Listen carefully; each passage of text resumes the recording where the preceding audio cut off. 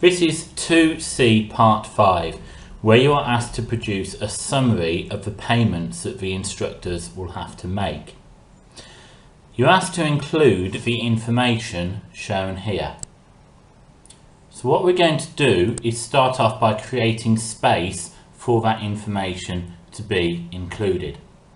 So column E is the first available space we've got, because we need to leave a bit of space after here.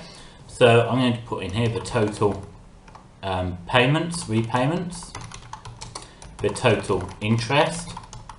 You'll then ask for the number of payments, and then how many years and how many months that number of payments relates to. So let's have a look at how we're going to calculate these. The total repayments is quite straightforward. It's going to be an addition of all the total payments. So let's do a sum function. We can either do it using fx, or you're probably quite familiar with sum now. So we'll put brackets, highlight all of these. Now we're highlighting all the way down to the bottom. We're not just stopping here, because these figures could be bigger than 0 for other variables. I've just closed the bracket. You haven't seen me do that because it happened at the top. But if we just have a look at this, we've got sum E12 to E41. Now the interest can be done the same way. We can do a sum of all the interest by adding up all of that, or the cumulative interest at the end is actually the total.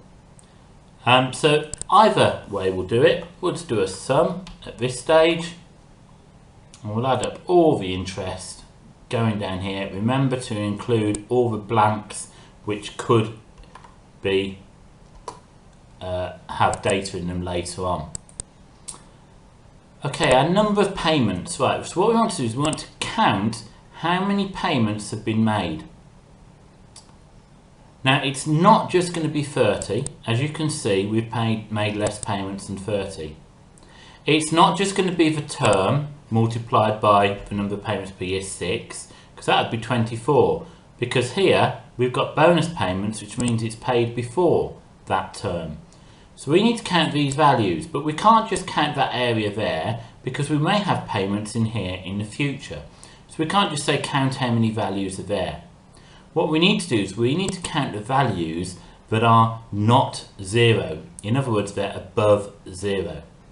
So what we're going to use here is we're going to use a function called COUNTIF.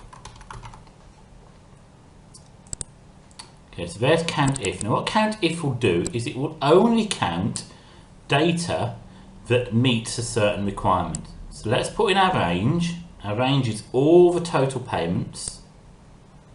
We only want to include those that are bigger than 0.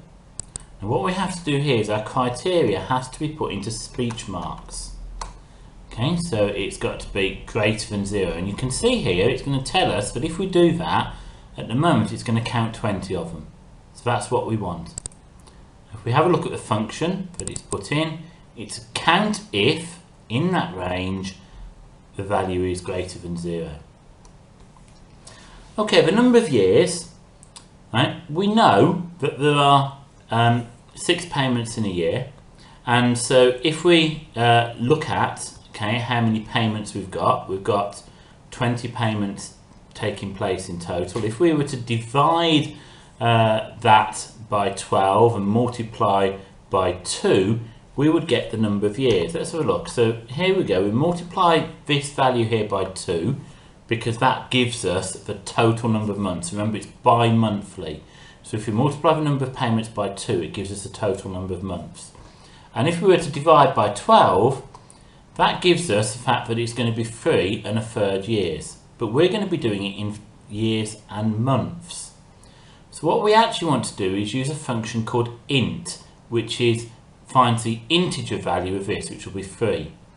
We could also do round down, but we'll use int, and all we have to do is put int around the number, around our calculation like that, and that will now return the integer value, which is 3.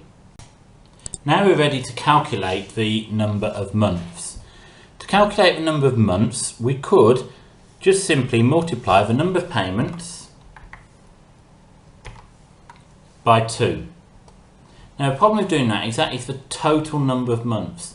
It doesn't tell us in terms of years and months how many months there are. So what we need to do is we need to do that similar calculation and then divide by 12. Now that will give us the years, and what we want is we want this part of it here, which is the remainder 0.333333 etc. recurring, and we want to find out what that remainder is in terms of months.